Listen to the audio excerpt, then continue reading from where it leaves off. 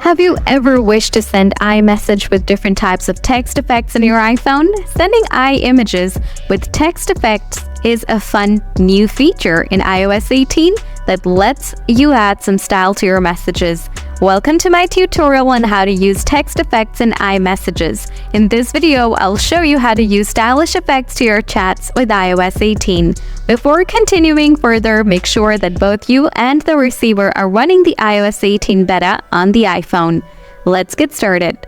Open the Messages app, then navigate to a new conversation or an existing chat. Type your message in the text field as usual.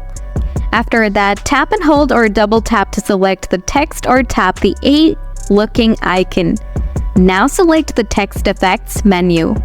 Then choose a text effect from the available effects like big, small, shake, and many more. Tap the desired text effect. Finally, tap the Send button to send your message.